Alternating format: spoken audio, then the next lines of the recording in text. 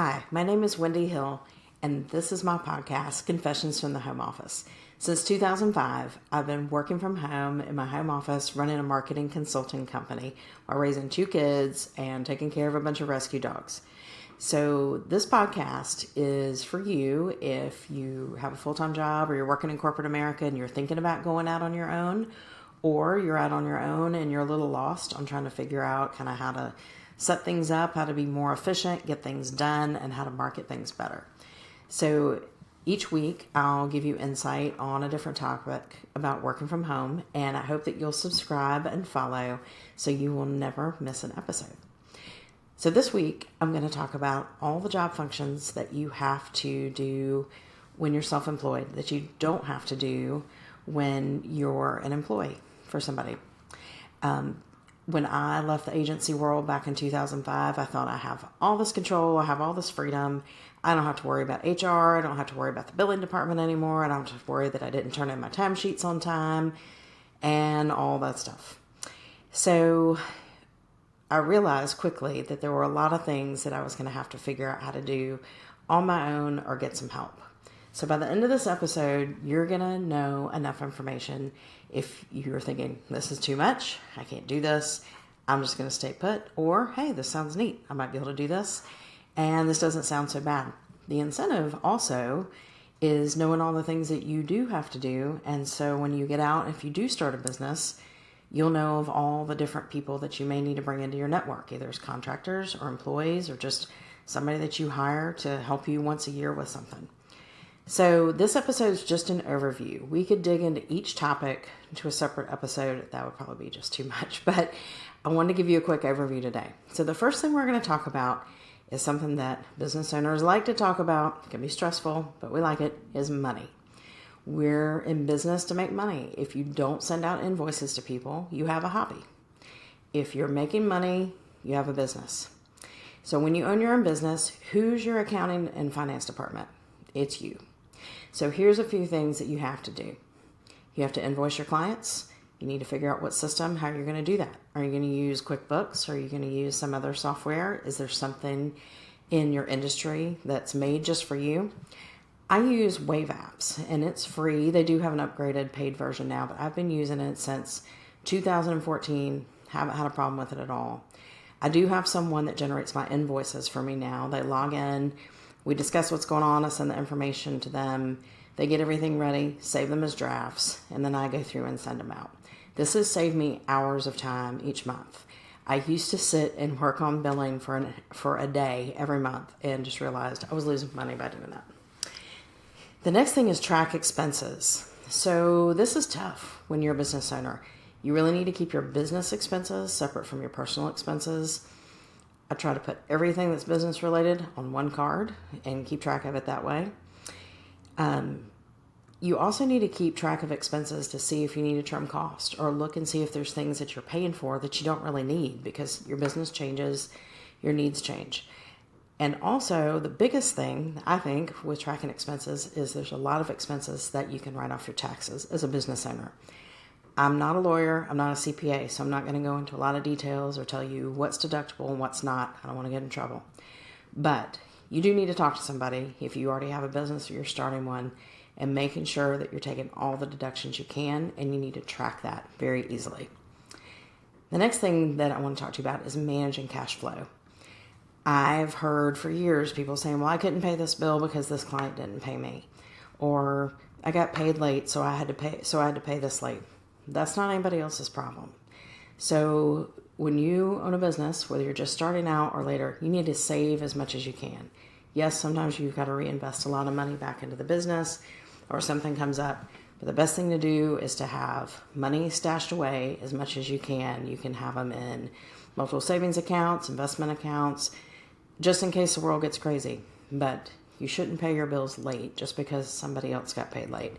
You need to manage your cash flow. And if you've got an issue with that, get an accountant, get a bookkeeper, go talk to your banker, get that figured out.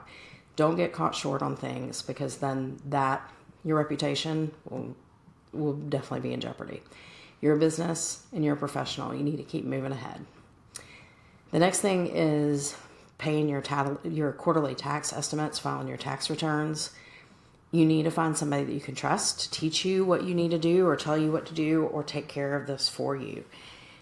When I first started out, I had a good CPA and turned everything over to him. I've used, I think, 2 or 3 different people over the last 20 years.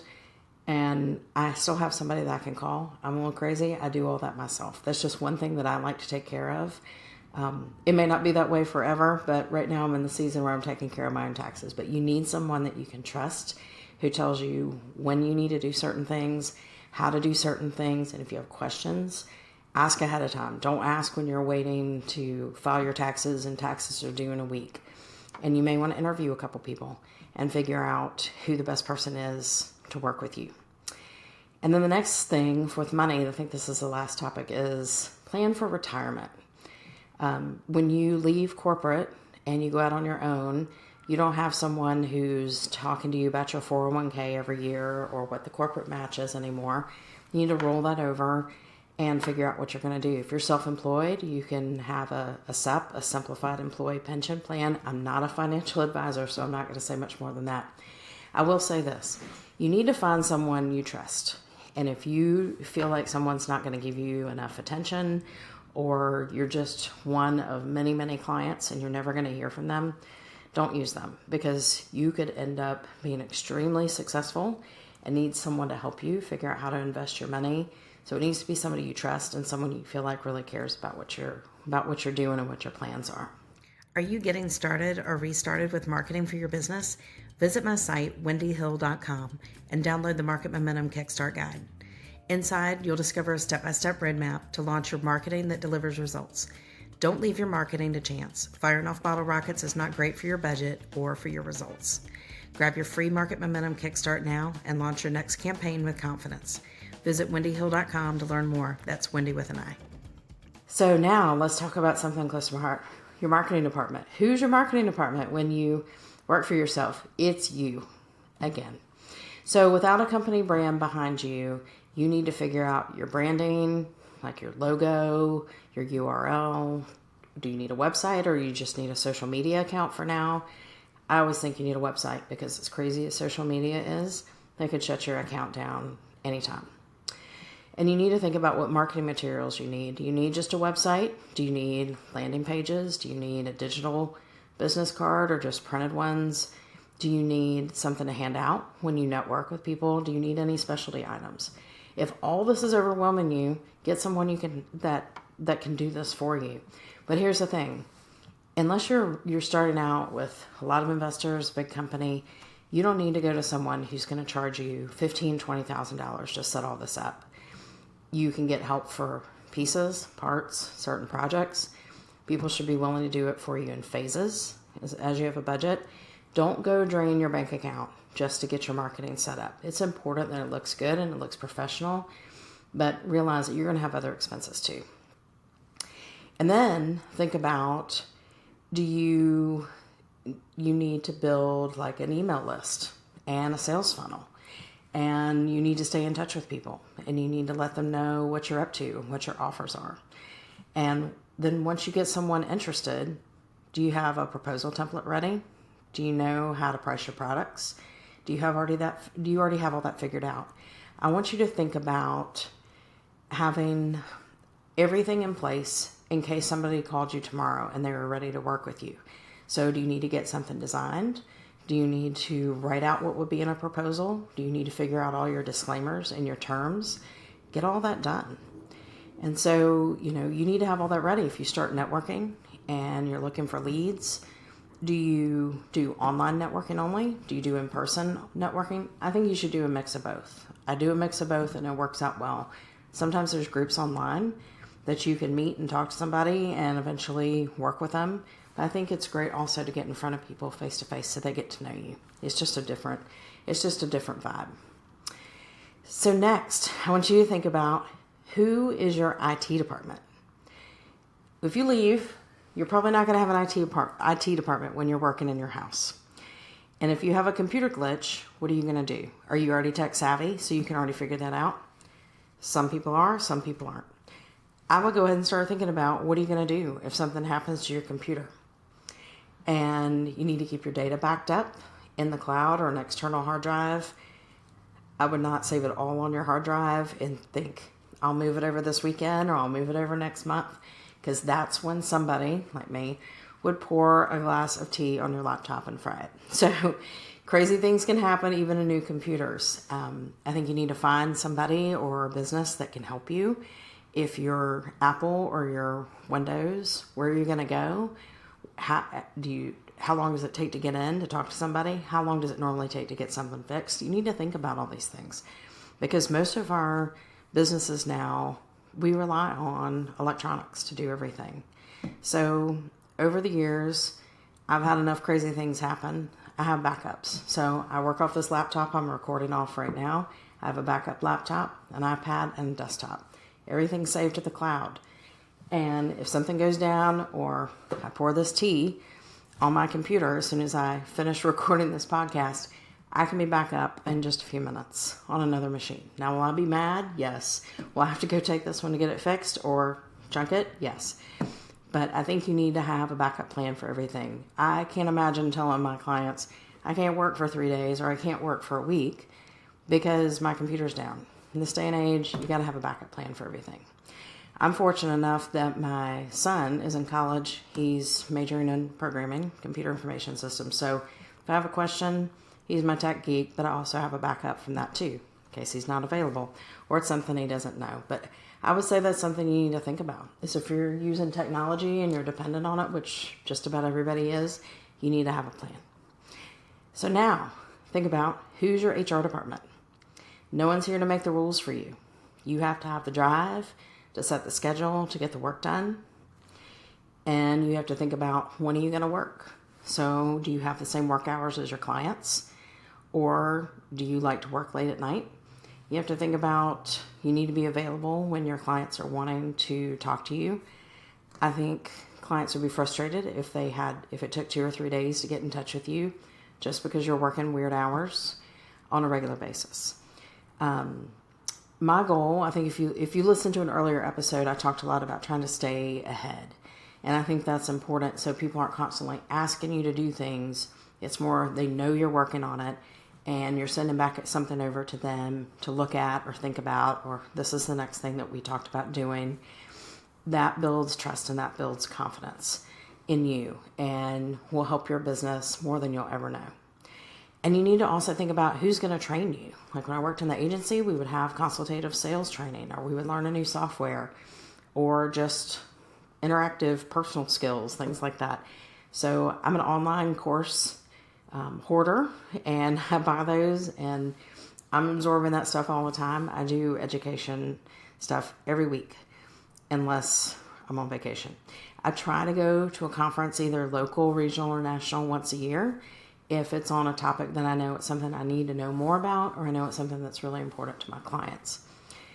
And then the last thing, when you think about HR, is think about benefits. Before, once a year, you went and signed up for everything. They took care of it all, and everything just worked. When you're self-employed, you've got to find somebody who can help you with benefits and all that. I found an insurance broker 11, 12 years ago. Told him my situation and what my goals were and what my children and I needed. And he presented the options and signed me up, and I've been with him ever since. If I have an issue, I talk to him 15 minutes a year, which is fine.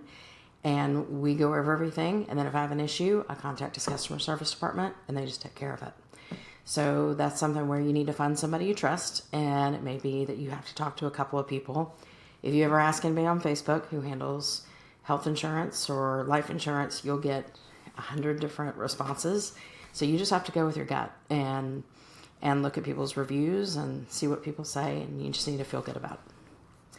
So now let's move on and talk about, who's your legal department. If you're working for corporate, working for somebody else, they take care of all that. But you're going to have legal questions as a business owner, and you need to have a good attorney. You don't have to keep somebody on retainer all the time, but you need to have a good attorney that isn't super slow and takes your business seriously and that you feel really good about. There's always going to be questions about if you're forming a business or you want to add a second business and you have contracts, or someone has threatened to sue, or someone has breached a contract, or you've been named in a lawsuit, or Just there's a million different things. Or I can't collect money from clients. Sometimes that comes up and it gets to the point where you have to go to a lawyer.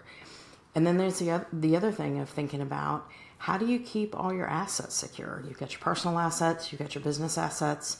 How do you keep all that straight? How do you make sure it's okay? How do you make sure that gets passed down correctly? And what happens when you decide to retire? If you don't sell the business, what happens to everything? So what I have found is the best combination is to find a business attorney that works with an estate planning attorney. And that way they can bounce things off each other. They're either in the same firm or they refer work to each other all the time.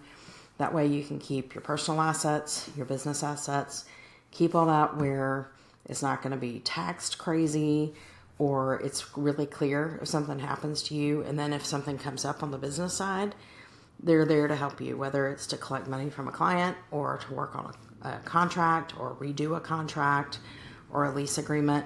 You've got them there and they understand your business. I don't think it's a bad idea also to check in with your lawyer. Maybe you sit down and have a once a year consult. I think it's worth it. And you can say, this is what's been going on with my business. Do you see anything legally? Is there any risk there? Is there anything I need to change? Is there anything going on that you see? Just to get another set of eyes and ears on it, especially if you have a small team or you just work by yourself. So now let's talk about project management. I do a ton of project management with the work that I do. And who's the project manager in your business? So I have myself, and I have somebody who's also a backup. So I'm the boss of the business, and I have to make sure that I determine the priorities and make sure I know when things are supposed to get done, try to get them done ahead of time. I know that's not always the case, but I'm always trying to work ahead and really just try to manage the expectations that clients have.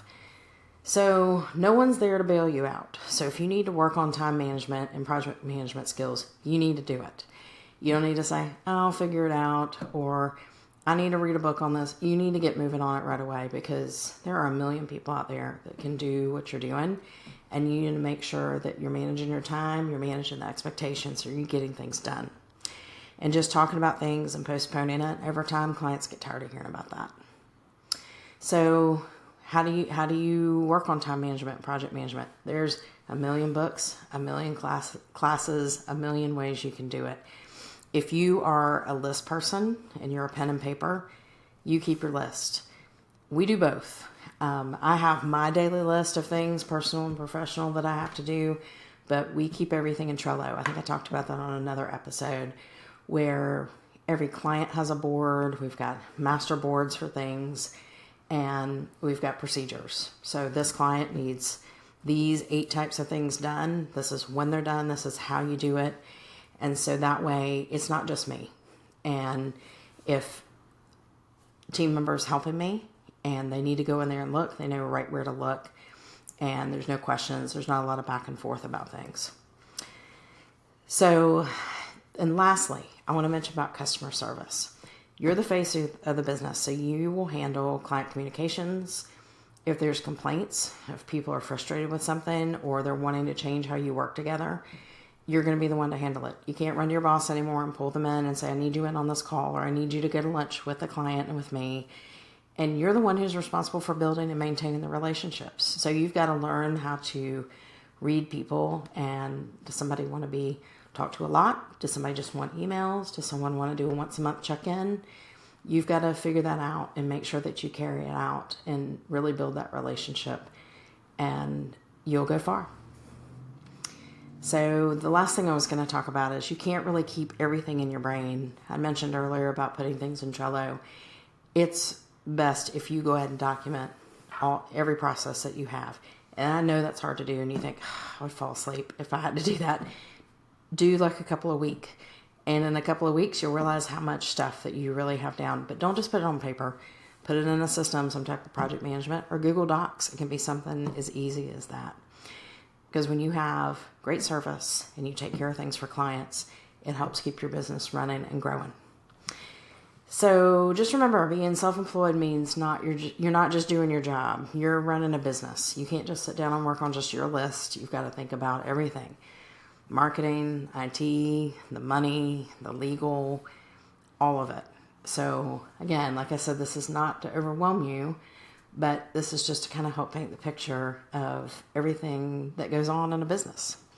So that is everything for today. I feel like I probably overwhelmed some of you, or you're thinking this is crazy. It's really not. It doesn't all hit you at once, all in one day. There's just going to be bits and pieces that keep coming up here and there. And like I said, I could dig into each topic into a full episode. I'm not going to do that right now. So as we wrap this up, what questions do you have? Are there things that stressed you out that you heard on this episode, or things that you want to know more about? Leave a comment or send me an email at Wendi@wendyhill.com. So this is the end of the episode for today, and I hope you'll be back for the next episode next week.